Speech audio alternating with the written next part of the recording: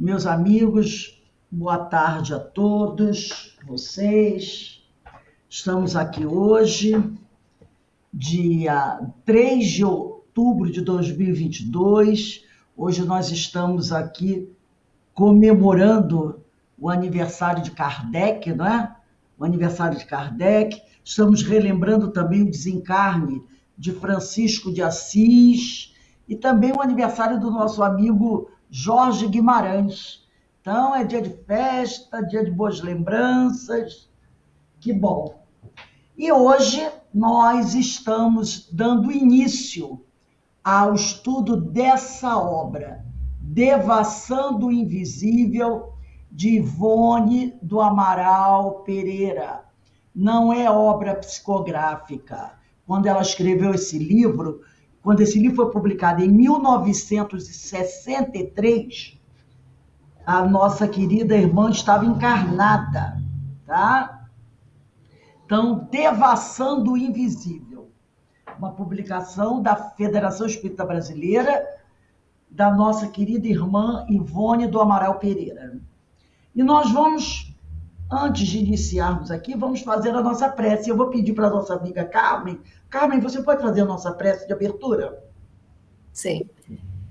Então, estamos aqui novamente unidos, em seu nome, Jesus, agradecendo mais essa oportunidade de estudo, de reflexão, de aprendizado, que possamos, com mais essa obra, vamos render a nossa amizade, a nossa querida Ivone, por tanto que ela se dedicou, tanto que nós amealhamos, aproveitamos do seu conhecimento, das suas experiências. Que Jesus nos abençoe mais uma vez e com muita gratidão em nossos corações, agradecemos a inspiração, agradecemos a intuição que esses espíritos amigos nos trazem, dilatando as nossas consciências, aprimorando a nossa inteligência para a compreensão e agradecemos mais uma vez estarmos aqui juntos reflexionando com mais essa obra. Graças a Deus. Graças a Deus. Então, nós vamos começar, né, o estudo dessa obra pela introdução. Então, está lá. Apresentando estas páginas ao público, nada mais fazemos que obedecer às instruções da entidade espiritual Charles, amigo desvelado que ha sido o anjo bom de nossa vida. Nenhum sentimento de vaidade animou o nosso lápis, quando traçávamos fatos ocorridos com nossa própria mediunidade, pois de longa data fôramos informados de que, se eles assim se desenrolaram, isso não significava privilégio à nossa pessoa, mas porque nossa faculdade a tanto se prestava por predisposições particulares, no desdobrar natural de suas forças, né? Então ela está contando aqui, ela vai contar fatos da vida dela, fatos ocorridos com a mediunidade dela, e eles, os amigos espirituais, disseram a ela que isso não era nenhum privilégio, mas sim porque a capacidade mediúnica dela se predispunha a isso, né?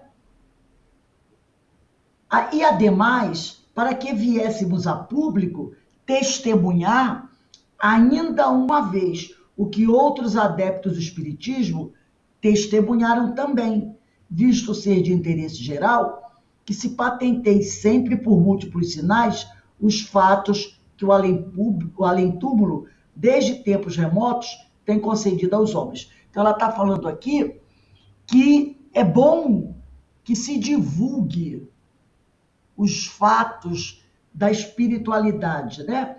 Como outros já fizeram, ela agora está fazendo, mas que é muito bom quando esses autores, né, seja Emmanuel, André Luiz, Manuel Filomeno de Miranda, vêm contar os fatos, né, que aconteceram, vêm trazer suas reflexões, seus estudos, para nos auxiliar nesse aprendizado, nessa caminhada que estamos realizando. Quanto escrevemos aqui, existe nos códigos doutrinários espíritas. Então, tudo que ela vai escrever se encontram nos códigos doutrinários espíritas. Ela não vai trazer nenhuma novidade, nenhuma revelação. Tudo que ela vai trazer está no Pentateuco. E uma coisa muito interessante aqui a gente vê é que Ivone do Amaral Pereira, esse livro foi publicado em 1963. E as citações bibliográficas que ela faz, e ela sempre faz muitas citações bibliográficas, ou são do próprio Pentateuco, Livro dos Espíritos, Evangelho, Livro dos Médiuns, a Gênese, tá? Céu e Inferno, ou então de muitos escritores espíritas chamados os clássicos. Então ela vai falar de Bozano, ela vai falar de Leon Denis, ela vai falar de Gabriel Delany, porque ela estudou todas essas obras, que muitas vezes a gente diz assim, eu não vou comprar esse livro não, que é Gabriel Delany, Ernesto Bozano, são aqueles livros antigos, muitos publicados no século XIX ou no início do século XX, livros que às vezes até a federação não está publicando mais, se você só acha no sebo. É com esses autores que ela estuda. E são esses que ela vai trazer, tá? Então, quem quiser ir aos pouquinhos, fazendo uma biblioteca desses clássicos, vai fazendo, são muito importantes. Então, ela diz aqui, não se trata, pois, de obra pessoal, mesmo porque o personalismo, se infiltrar na doutrina espírita, acarretará a sua corrupção, como sucedeu ao próprio cristianismo. Não apresentamos tampouco frutos da nossa escolha, porquanto as observações que aqui vêm anotadas foram selecionadas pelos instrutores espirituais e nem sequer tivemos desejo de organizar o presente volume. Cumprimos ordem do além. Ela sempre foi muito obediente aos orientadores espirituais dela. Apenas como instrumentação que fomos das intuições positivas de amigos espirituais como Charles, Bezerra de Menezes, Leon Denis, Inácio Bittencourt, Leon Tolstói, que nos assistiam durante a tarefa.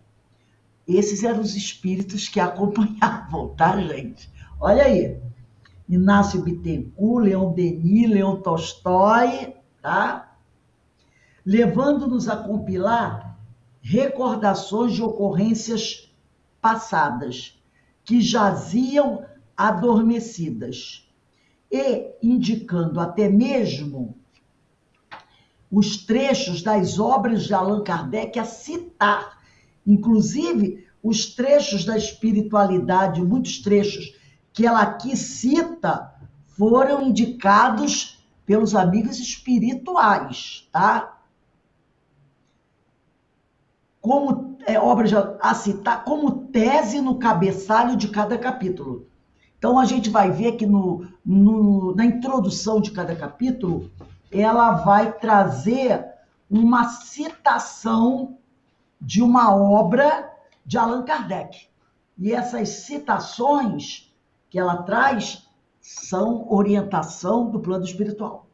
No entanto, se algo arrogamos para nós próprios, é o direito de afirmar os fatos positivos apreciados no invisível aqui citados, tá? Afirmamos-los, pois, com todas as nossas forças e convicções, porque os vimos apresentados por nossos mentores espirituais. Examinamos-los, apreciamos-los.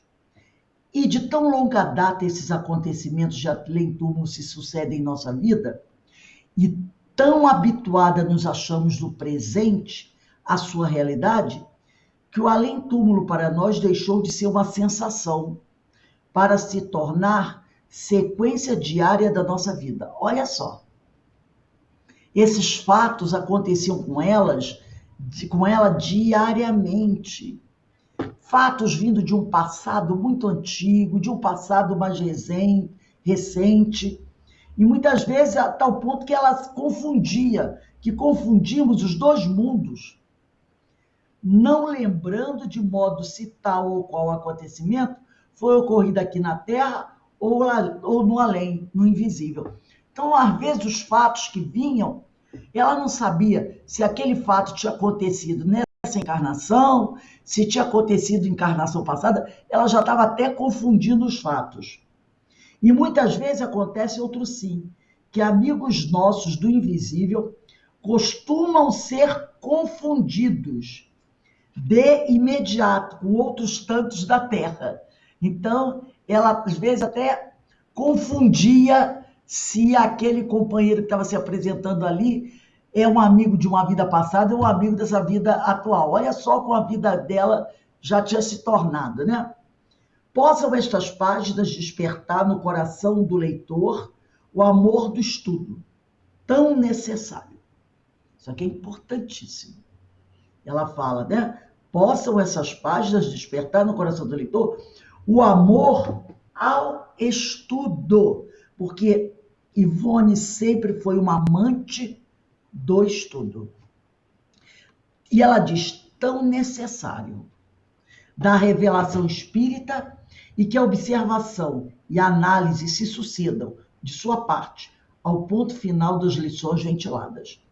Quanto a nós, continuaremos a fazer coro a um dos maiores devassadores do invisível que a Terra conheceu, William Crookes, quando afirmou, não digo que isto é possível, digo, isto é real. Então ele está falando, né? Nós podemos dizer isso em relação a todos esses fenômenos, né, que a gente ouve que acontece. Então que a gente possa dizer, não digo que isto é possível, digo que isto é real. Ivone do Amaral Pereira, Rio de Janeiro, 13 de dezembro de 1962. Fazem 60 anos que essa obra foi publicada, tá? Ou melhor, 60 anos que ela escreveu essa introdução, porque a obra foi publicada em 1963.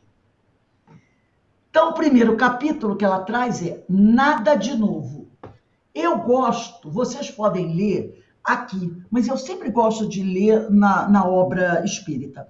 Então, ela traz aqui a questão 36 de O Livro dos Espíritos, que está na parte segunda, capítulo 2, dos elementos gerais do universo. Eu sempre, mesmo que se coloque aqui, eu prefiro ler na obra espírita, tá? Então, Kardec faz a seguinte pergunta aos espíritos.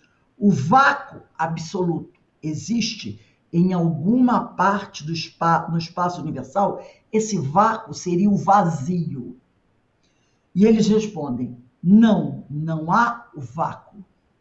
O que te parece vazio está ocupado por matéria, que te escapa aos sentidos e aos instrumentos. Já comentamos sobre isso. Não existe esse vácuo, não existe esse vazio. O que a gente pensa ser o vazio está ocupado por uma matéria, como nós falamos dos mundos transitórios, quando a Terra é uma bola de fogo, que escapa aos nossos sentidos, aos nossos instrumentos. Então, ela vai iniciar assim esse texto. Adeptos a... Voltamos ao livro da Ivone. Outra coisa.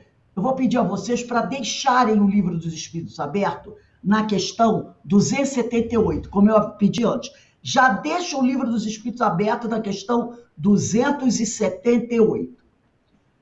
Vamos voltar aqui ao livro da Ivone.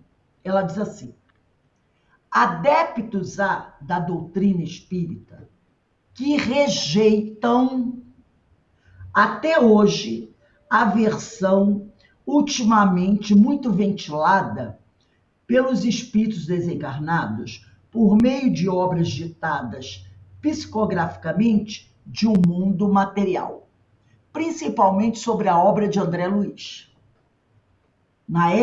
Nessa época que Ivone escreve isso, e até hoje também, há muitas críticas à obra de Francisco Cândido Xavier, pelo espírito de André Luiz, sobre essa vida no mundo material. Colônias, casas, né? tudo aqui, jardins, praças. Então, ela diz aqui que adeptos da doutrina que rejeitam até hoje, 1963, podemos dizer até 2022 também, a versão ultimamente muito ventilada, quer dizer, trazida pelos espíritos desencarnados por meio de obras ditadas psicograficamente de um mundo material, invisível aos olhos carnais. Porque quando a gente olha para o céu, a gente não vê a colônia no nosso lar, não é? Mundo esse vibrátil e intenso, no qual existirá em estado aperfeiçoado, ampliado até a vertigem, muito do que na Terra existe. Então, ela vai dizer aqui, ó, as pessoas e vários estudiosos criticam esse mundo no plano espiritual, que ela diz aqui que é um mundo vibrátil, intenso, no qual existirá em estado aperfeiçoado, ampliado, e ela diz ampliado até a vertigem, muito do que na Terra existe. Então, ela fala, existe sim esse mundo, tá? Que podemos chamar material, porque ele é formado por fluidos. Lembra? Basta o espírito pensar e ele cria. Por isso que ela chama de material, porque o fluido é matéria. E ela diz que esse mundo é vibrátil e intenso. E é ampliado até a vertigem, muito mais do que na Terra existe. Né? Então, ela dá essa observação. E eu trouxe aqui para vocês um pequeno áudio para vocês escutarem de um trabalho que foi feito sobre esse livro, onde se trata dessa questão. Por isso que eu pedi para vocês deixarem o livro dos Espíritos aberto na questão 278, porque durante o áudio ele vai ler essa questão. E aí vocês podem acompanhar. Tá? Eu vou partilhar aqui. Prestem bem atenção a esse áudio. É muito interessante e muito esclarecedor.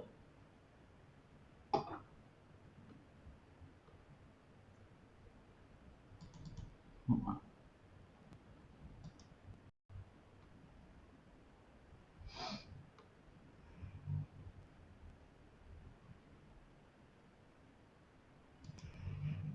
Eu vou iniciar agora, tá? Prestem bem atenção. É só uns 10 minutinhos só. Acho que não chega nem isso. Denise, eu acho que o som tá bom. Meu som tá bom agora? Então o som do vídeo vai estar bom também. Este livro, em sua primeira edição, foi publicado em 1963.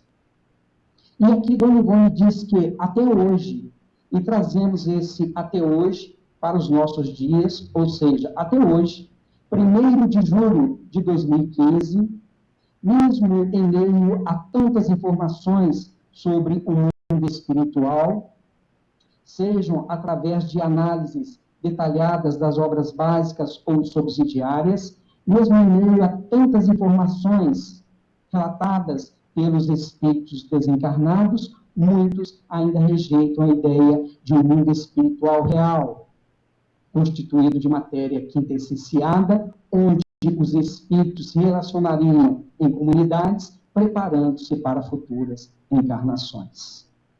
Então, isso acontece até hoje, mesmo dentro do movimento espírita, pois muitos espíritas idealizam um mundo espiritual vago, onde os espíritos, após a desencarnação, ficariam volitando no espaço, ou constantemente perto de nós, nos acotovelando. Ora, essas situações podem ocorrer porque sabemos que, por ocasião da morte do corpo, o espírito é tomado por uma confusão de sentidos, sendo atraído, podemos assim dizer, para regiões que têm afinidades, lá permanecendo por um determinado tempo, um tempo que pode ser de alguns dias, alguns meses, alguns anos. Lembrando que a sensação de tempo no plano espiritual é diferente no plano material. Portanto, nem todos os espíritos realmente vão para as colônias espirituais logo após a desencarnação. Por exemplo, um materialista negando a vida depois da morte do corpo, pode ficar vagando no meio de nós, acreditando que ainda possui um corpo físico. Igualmente, o viciado, após o passamento, pode se vincular aos encarnados para de nós extrair as energias pesadas que ainda acha que necessita. Também o egoísta, depois da morte do corpo, pode ser levado ou conduzido para algum canto no plano espiritual em razão da própria solidão que fomentou. E também o sensualista, após a desencarnação, pode ficar preso ao corpo sepultado, observando os horrores da decomposição. Então, essas situações podem ocorrer, mas são situações passageiras, são alguns dias, alguns meses, alguns anos, ou até mesmo algumas centenas de anos. Mas, em tempo oportuno, serão resgatados pela misericórdia divina, pois, conforme nos ensinou Jesus, nenhuma de sua ovelha se perderá. É oportuno salientarmos que Dona Ivone, em sua obra, diz respeitar aqueles que pensam de uma forma contrária à apresentada no livro. E nós também respeitamos. Entretanto, queremos utilizar do tempo que dispomos para enfatizar que o mundo espiritual é um mundo tão real quanto o nosso mundo material. E daí surge a ideia apresentada no primeiro capítulo, nada de novo, e também a justificativa do título do capítulo, porque realmente a ideia apresentada neste capítulo não é nova, uma vez que encontra-se fartamente ilustrada, relatada em obras da codificação e até mesmo em obras subsidiárias e, se procurarmos bastante, em obras espiritualistas, mostrando que o mundo espiritual não é um mundo fictício, mas um mundo real, cheio de vida e de acontecimentos. E Dona Ivone, sob amparo da espiritualidade superior, nos informa que conceituadas obras doutrinárias fazem referências a casas, cidades e departamentos no plano espiritual. Só que estas informações encontram-se nas entrelinhas. Vamos juntos, meus irmãos, analisar uma resposta dos Espíritos, um comentário de Allan Kardec no Livro dos Espíritos, para ver se podemos concordar com a médium. No Livro dos Espíritos, na questão 278, encontramos: os espíritos das diferentes ordens estão misturados uns com os outros? E os dois irmãos responderam: sim e não. Quer dizer, eles se veem, mas se distinguem uns dos outros. Eles se evitam ou se aproximam, segundo a analogia ou a antipatia de seus sentimentos, tal como acontece entre nós. É todo mundo do qual o vosso é um pálido reflexo. Os da mesma categoria se reúnem por uma espécie de afinidades e formam grupos ou família de espíritos unidos pelos laços da simpatia e pelos fins a que visam. Os bons pelo desejo de fazerem o bem, os maus pelo desejo de fazerem o mal. E Allan Kardec, na sequência, comenta essa resposta dos espíritos dizendo: tal uma grande cidade onde os homens de todas as classes e de todas as condições se veem e se encontram, sem se confundirem, onde as sociedades se formam pela analogia dos gostos, onde o vício e a virtude convivem lado a lado, sem se falarem. Como vimos na questão 278 de O Livro dos Espíritos, os bons irmãos responderam que o nosso mundo material é um pálido reflexo do mundo espiritual. E já que o nosso mundo é um pálido reflexo do mundo espiritual, isso quer dizer que no plano espiritual existe muito mais do que existe aqui na Terra, de uma forma, podemos deduzir, organizada. E Allan Kardec, ao comentar que no plano espiritual, após a desencarnação, os espíritos se reúnem em sociedades formadas pela analogia de gostos, deixa claro que existe uma organização no plano espiritual. pois o que caracteriza uma sociedade é o conjunto de seres que convivem de forma organizada. Portanto, meus irmãos, pensar que os espíritos, após a desencarnação, ficam constantemente volitando no espaço, interiorizando as suas dificuldades, não está de acordo com o pensamento apresentado na codificação. Pensar também que os espíritos, após a morte do corpo, ficam constantemente ao nosso lado, nos acotovelando, é um erro. Pois para que seja possível a existência de um intercâmbio e a consequente formação de sociedades no plano espiritual, é necessário também a existência de cidades, casas, departamentos e tudo mais que existe em uma sociedade, pois realmente é impossível pensar em sociedade sem organização. Portanto, podemos acreditar, e isso é mais lógico e condizente com as leis da evolução, que os espíritos, após a desencarnação, se reúnem em determinado tempo, em tempo oportuno, no plano espiritual, em sociedades formadas pela analogia do gosto, para darem prosseguimento ao aprendizado do plano imortal da vida. Mas, se é assim, se os espíritos se reúnem em sociedades no plano espiritual, por que os espíritos na codificação não foram mais claros? Por que temos que procurar nas entrelinhas essas informações? Porque da mesma forma que Jesus, quando esteve aqui conosco, encarnado, há 2000 anos, falava através de parábolas, pois muitos não tinham condição de entendê-lo, assim também fizeram os espíritos na codificação. Eles não falaram às claras, não falaram de uma forma objetiva para não chocar, para não criar discussões infrutíferas numa época em que a humanidade não estava preparada para tais relações. Mas hoje, no início desse terceiro milênio, já estamos preparados para receber estas e outras informações, pois a ciência acadêmica nos dá base para isso. Por exemplo,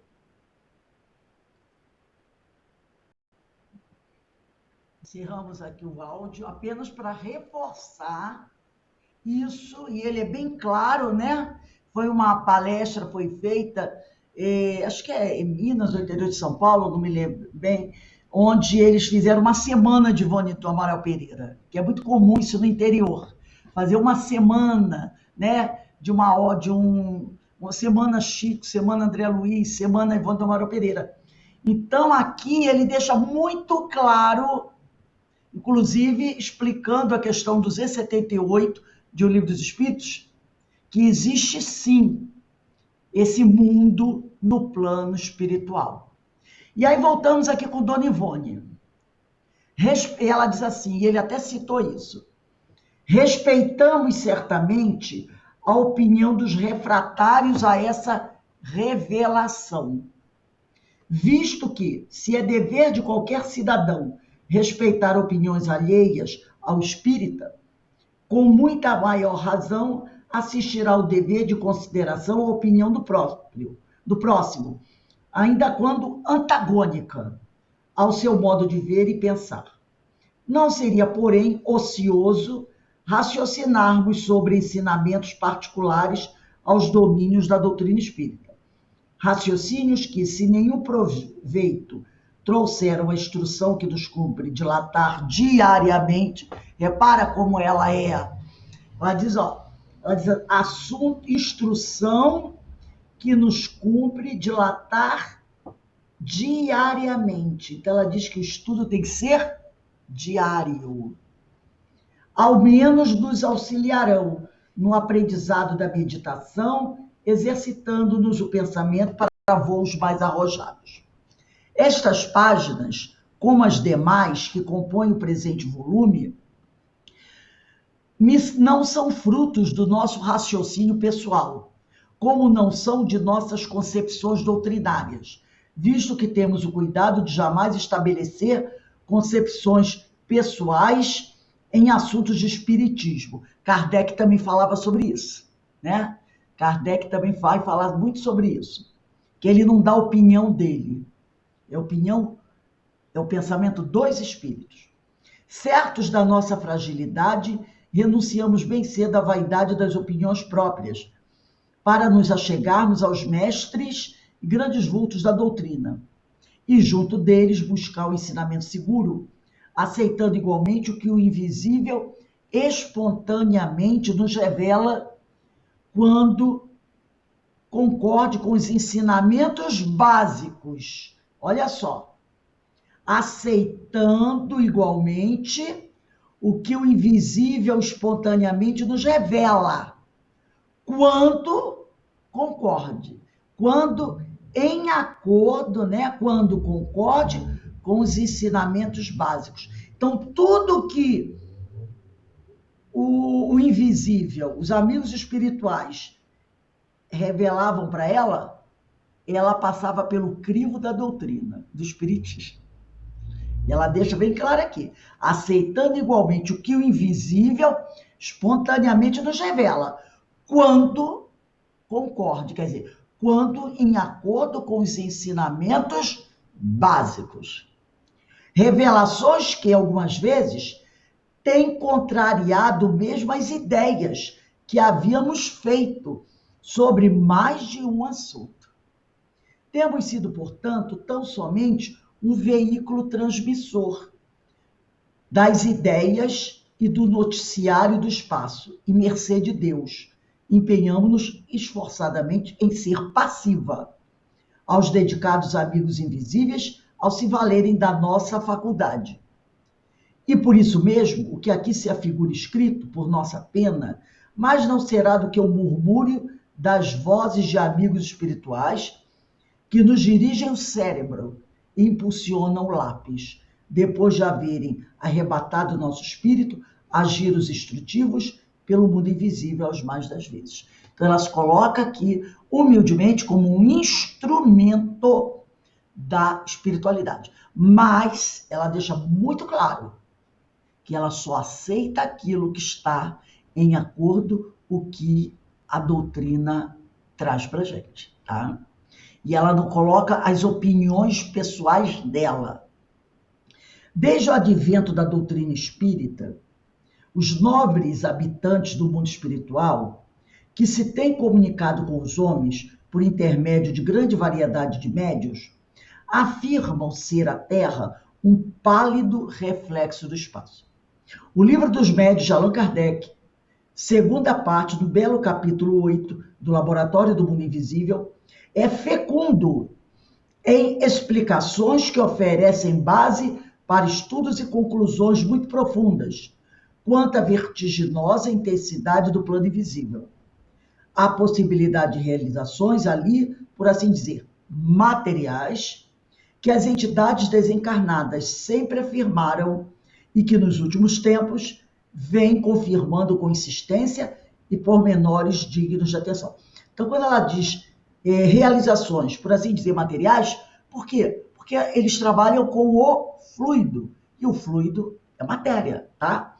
Então, vocês poderiam anotar aí do lado, assim, ó, Livro dos Médios, de lápis, 129. Vamos pegar o Livro dos Médios, que eu vou trazer uma questão só do Laboratório do Mundo Invisível, é a questão 129.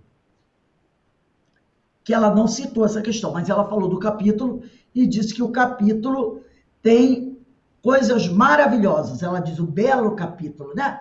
Então, eu selecionei a questão 129, que é do Laboratório do Mundo Invisível, parte 2, capítulo 8.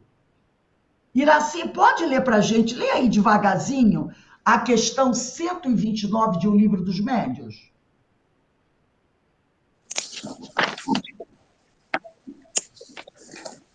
Estou chegando lá. Era só um minutinho aí. Estou na 128. Nossa, 128 é grande. 129, cheguei.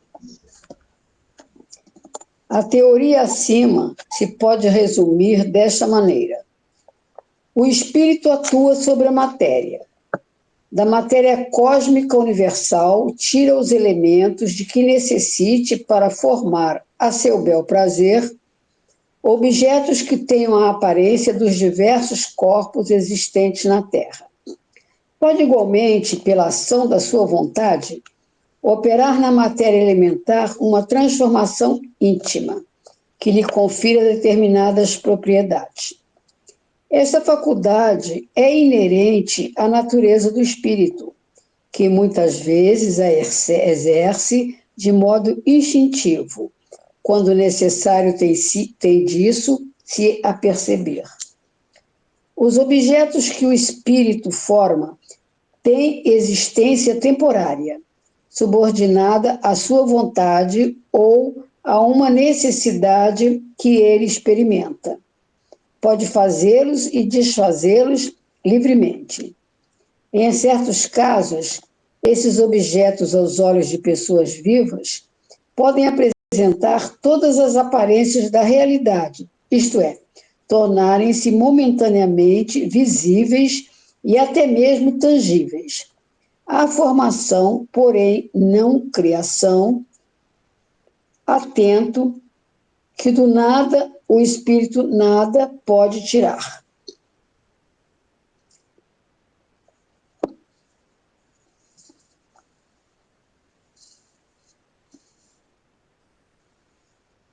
Rose, terminei. Presta atenção, Rose. Como Dona Ivone disse aqui no livro dela, há possibilidades ali no plano invisível, né, por assim dizer, materiais, que as entidades desencarnadas sempre afirmaram que nos últimos tempos vem confirmando consistência e pormenores dignos de atenção. Então, o livro dos médiuns é fecundo em explicações que oferecem base para estudos e conclusões muito profundas quanto à vertiginosa intensidade do plano invisível. Há possibilidade de realizações ali, por assim dizer, materiais, como a Iraci leu, né? Que as entidades encarnadas sempre afirmaram que nos últimos tempos vem confirmando consistência e pormenores dignos de atenção. Então, nesse capítulo, que ela chama de um belo capítulo, nós entendemos como vão acontecer a formação, né, desses objetos, né? Quando ela diz o espírito atua sobre a matéria, de como o espírito atua sobre a matéria. Então vamos continuar aqui com a Dona Ivone. E no precioso compêndio A Gênese, de Allan Kardec, lemos o seguinte no capítulo 14, subtítulo Ação dos Espíritos sobre os Fluidos, Criações Fluídicas, Fotografias do Pensamento. Eu vou pegar a Gênese, ela traz a citação aqui, mas eu prefiro ler na Gênese. Lá, a Gênese do capítulo 14, é o nosso famoso capítulo 14, né? Ela traz o item 13, ela traz o primeiro e segundo parágrafo, o primeiro parágrafo do item 14. Então, eu vou pedir, Menezes, lê para a gente o item, se não quiser ler, quem não tiver a Gênese, lê no livro mesmo, que está aqui no livro, né? Mas eu prefiro ler no livro, aqui na obra kardeciana. E a Verinha Eckert lê o item 14, primeiro parágrafo. A Gênese, capítulo 14, item 13. Menezes, né? E a Verinha lê o primeiro parágrafo do item 14.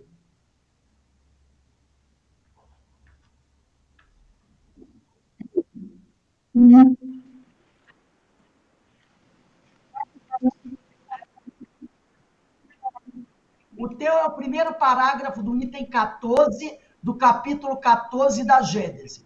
Agora o Menezes lê o item 13, do capítulo 14 da Gênese. Pode ler? Pode. Os fluidos espirituais que constituem um dos estados do fluido cósmico universal são, portanto, a atmosfera dos seres espirituais, o elemento de onde tiram os materiais sobre os quais eles operam, o meio onde se passam os fenômenos especiais perceptíveis, a visão e a audição do espírito, mas que escapa aos sentidos carnais impressionados somente pela matéria tangível. É, enfim, o meio de transmissão do pensamento, tal como o ar é o meio de transmissão do som. Você vai encontrar, enfim, o veículo do pensamento, como o ar é o veículo do som. Aí a Verinha vai ler o primeiro parágrafo do item 14.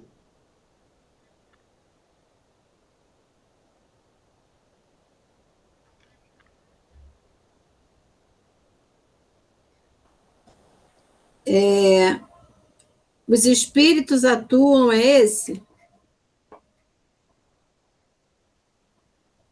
Os espíritos atuam sobre os fluidos espirituais, não manipulando-os como os homens manipulam os gases, mas empregando o pensamento e a vontade. Para os espíritos, o pensamento e a vontade são o que é a mão para o homem.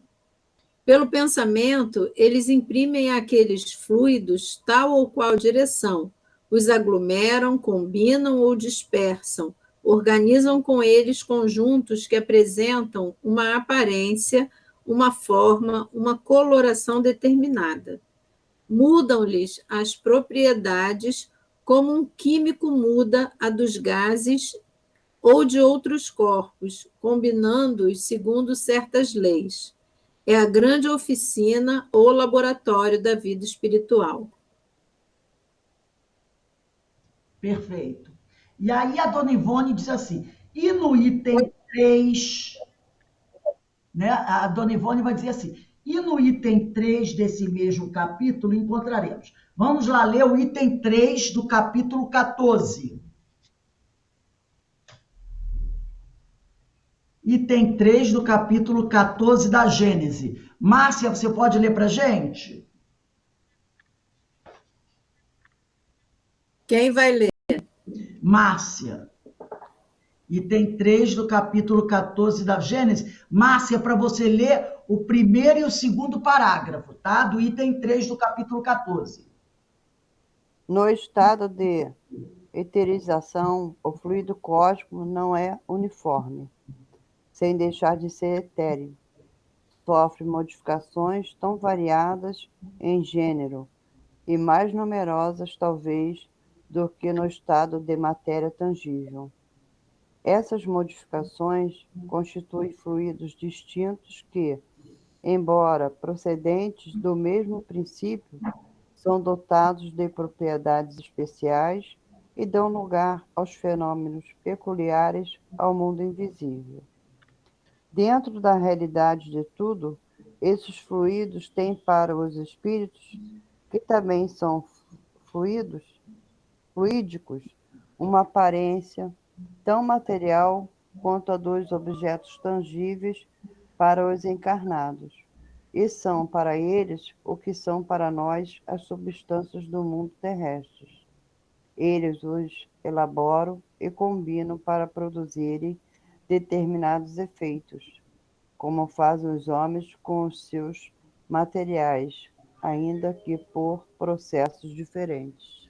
Então, a gente vai percebendo como a dona Ivone, ela é detalhista, como ela vai sempre na codificação para trazer um aspecto do ensino. Então, como ela falou, né, aqui, ela deixou bem claro aqui sobre quando ela diz assim, e no precioso compêndio que nós lemos, né, os trechos, lemos o que fala do capítulo 14 sobre a ação dos espíritos sobre os fluidos. Então, ela traz aqui para a gente esse ensino sobre os fluidos. Agora, para a gente até encerrar a nossa aula de hoje, eu vou pedir para vocês irem aqui no Livro dos Médiuns, item 74, 74. Aí eu vou pedir para cada um ler um trecho, mas eu vou pedir para vocês anotarem a questão para não ficarem perdidos, tá? Então, por exemplo, eu vou começar com Menezes. O Menezes vai ler Questão 74, pega um lapisinho e anota, Menezes. Item 1 e 2. A Denise vai ler o 3, Menezes 1 e 2. Anotem aí, cada um seu. Denise 3. A Ana Constantino 4.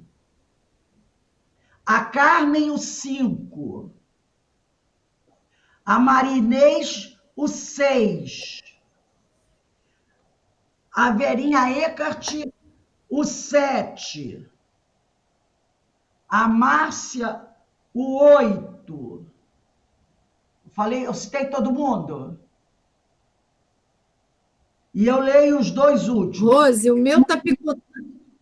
De novo, está picotando muito aqui. Repete para mim. Eu sei que o meu é o 7, mas de onde?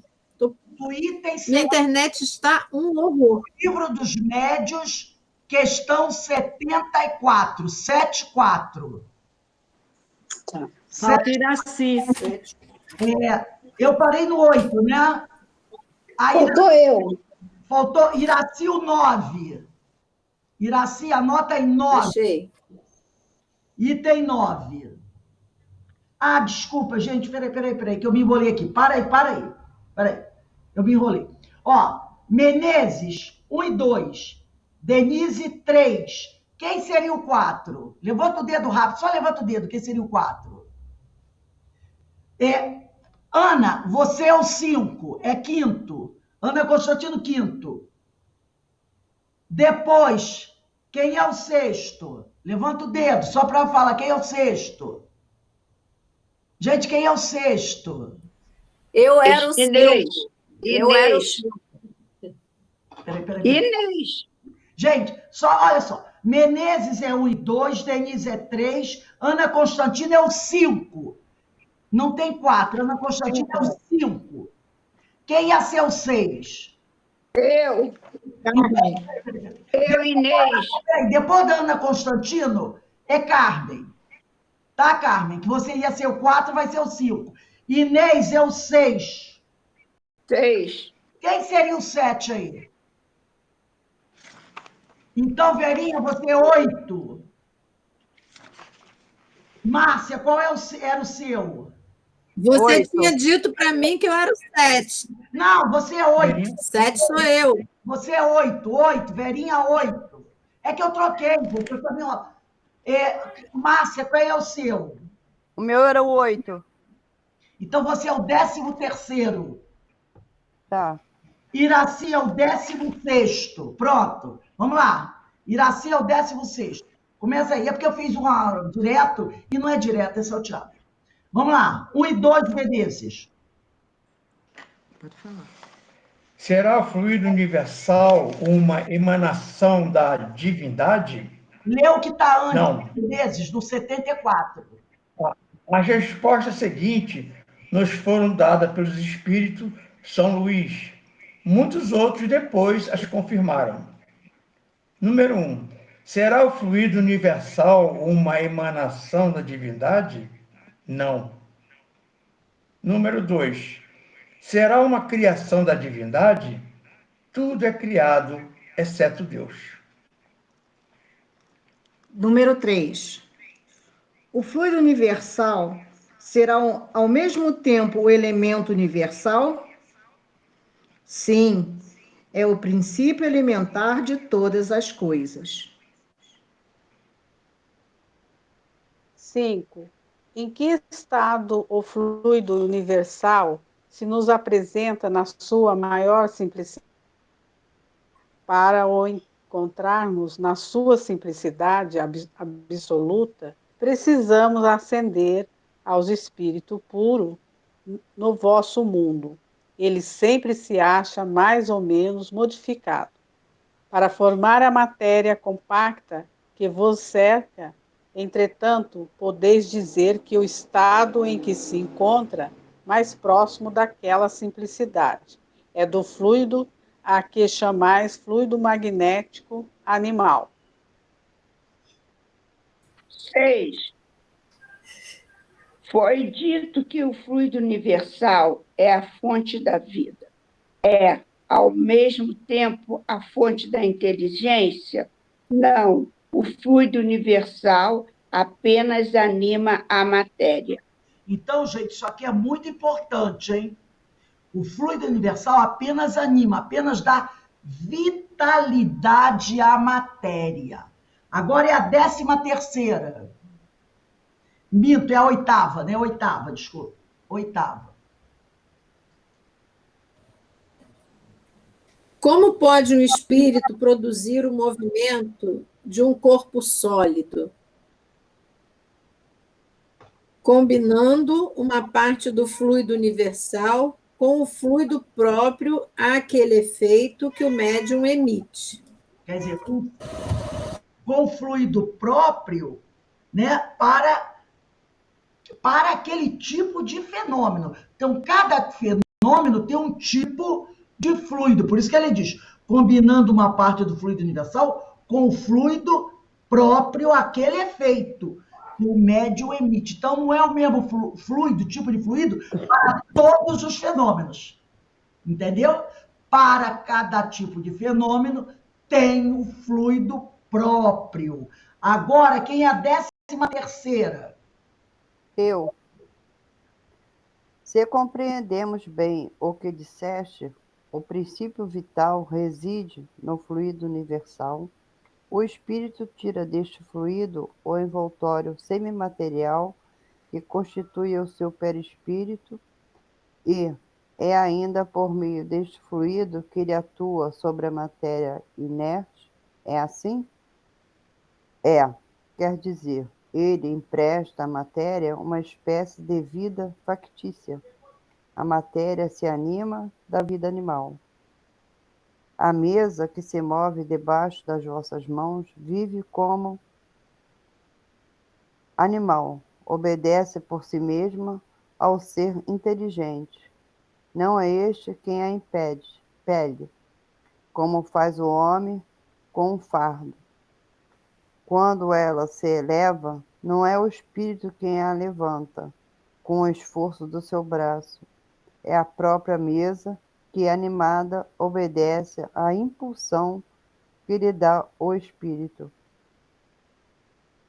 Então, aqui, preste atenção, quando ele diz, quer dizer que ela empresta à matéria uma espécie de vida factícia, uma vida fácil. Oh, meu Deus. Não é uma vida verdadeira, né?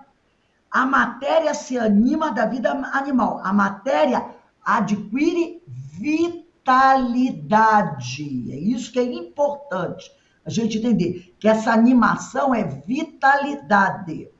Agora, quem vai ler a 16? Eu. Animada, a tua mesa com inteligência? Pensa tanto quanto a bengala com que fazes um sinal inteligente. Mas a vitalidade de que se acha animada lhe permite obedecer à impulsão de uma inteligência. Fica, pois, sabendo que a mesa que se move não se torna espírito e que não tem em si mesma capacidade de pensar, nem de querer. Aí tem uma notinha aqui, né? Lê pra gente a notinha, Iraci. Nota. Muito a miúde, na linguagem usual, servimos-nos de uma expressão análoga. Diz-se de uma roda que gira velozmente, que está animada de um movimento rápido. Então, eu vou ler agora 17. Qual a causa preponderante na produção desse fenômeno? O espírito ou o fluido? O espírito é a causa. O fluido, o instrumento. Ambos são necessários. Tá? Então, o espírito é a causa e o fluido o instrumento. Lembra daquela pergunta que diz que o espírito manipula o fluido como o homem transforma as coisas com as mãos? Entendeu? Então, o fluido é o instrumento do espírito para a produção dos fenômenos. E a 18? Que papel, nesse caso, desempenha a vontade do médium? O de atrair os espíritos e secundá-los no impulso que dão ao fluido. Então, ele atrai os espíritos e o secunda, o auxilia no impulso que dá ao fluido. Então, nós vamos percebendo aqui que a dona Ivone, ela vai trabalhar com muita profundidade essas questões, sabe? Sobre laboratório do mundo invisível, sobre o trabalho do médium, como é que o médium participa de tudo isso. Ela vai trazer experiências dos estudos que ela já fez. Então, realmente é um estudo muito rico, principalmente para quem trabalha com a mediunidade, quem quer conhecer como esses fenômenos se aprofundam, e ela vai sempre se basear na codificação e naquelas obras muito sérias da doutrina, principalmente dos clássicos. Então, realmente é um estudo muito interessante para quem quer se aprofundar nas questões do plano espiritual, para as questões da mediunidade, tá bom? Então, nós vamos encerrando aqui. Dia 10, a gente continua nesse parágrafo que começa aqui. Os próprios espíritos ditos sofredores, até mesmo os criminosos, que se costumam apresentar em bem dirigidas sessões práticas, narram acontecimentos reais positivos. Então, ela chama até de espíritos criminosos. E se ela diz isso, ela diz com propriedade, porque ela conhece esse mundo espiritual. Ela conhece, tá? Então, para encerrarmos a nossa aula de hoje, eu vou pedir para a Denise fazer a nossa prece de agradecimento, Denise.